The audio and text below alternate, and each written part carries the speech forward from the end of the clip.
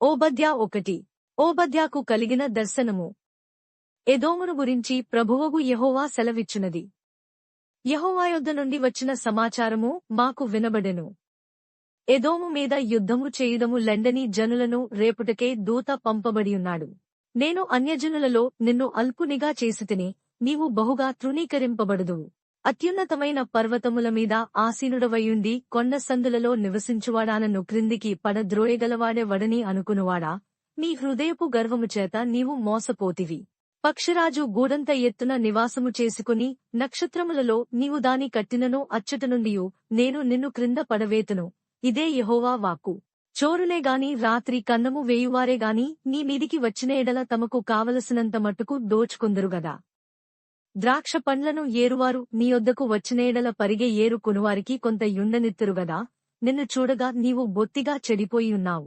ఏశావు సంతతి వారి సొమ్ము సోదా చూడబడును, వారు దాచిపెట్టిన ధనమంతయు పట్టబడును.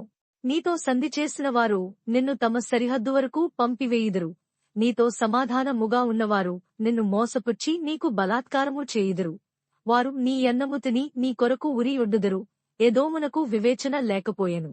ఆ దినమందు ఏశావు పర్వతములలో వివేచన లేకపోవునట్లు ఎదోములో నుండి జ్ఞానులను నాశము చేతును. ఇదే యెహోవా వాక్కు. తేమాను, నీ బలాఢ్యులు విస్మయమొందుదురు. అందువలన ఏశావు యొక్క పర్వత నివాసులందరూ హతులై నిర్మూలమగుదురు. నీ సహోదరులైన యాకోబు సంతతికి నీవు చేసిన బలాత్కారమును బట్టి నీవు అవమానము నొందుదువు. ఇక నెన్నటికిని లేకుండా నీవు నిర్మూలమగుదువు. నీవు పగవాడవై నిలిచిన దినమందు, పరదేశులు వారి ఆస్తిని పట్టుకునిపోయిన దినమందు, అన్యులు వారి గుమ్మములలోనికి చొరబడి యెరూషలేము మీద చీట్లు వేసిన దినమందు నీవును వారితో కలిసి కొంటివిగదా. నీ సహోదరుని శ్రమానుభవదినము చూచి నీవు ఆనందమొందతగదు. యూదావారి నాశన దినమున వారి స్థితిని చూచి నీవు సంతోషింపతగదు. నా జనుల ఆపద్దినమున నీవు వారి గుమ్మములలోనికి చొరబడదగదు. వారి ఆపద్దినమున నీవు సంతోషపడుచు వారి బాధను చూడతగదు. వారి ఆపద్దినమున నీవు వారి ఆస్తిని పట్టుకొనతగదు. వారిలో తప్పించుకున్న వారిని సంహరించుటకు అడ్డత్రోవలలో నీవు నిలువతగదు.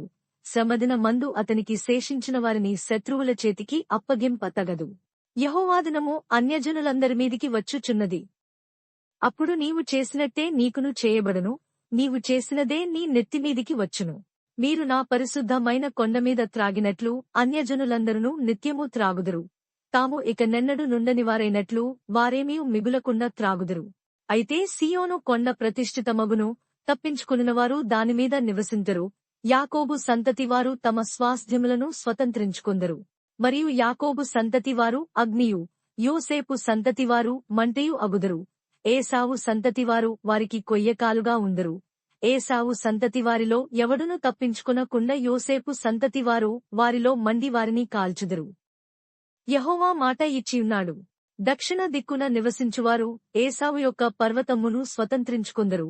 మైదానమందుండువారు ఫిలిష్తీయుల దేశమును స్వతంత్రించుకొందరు. మరియు ఎఫ్రాయిమీయుల భూములను షోమ్రోనునకు చేరిన పొలమును వారు స్వతంత్రించుకొందరు. బెన్యామీనీయులు గిలాదు దేశమును స్వతంత్రించుకొందరు.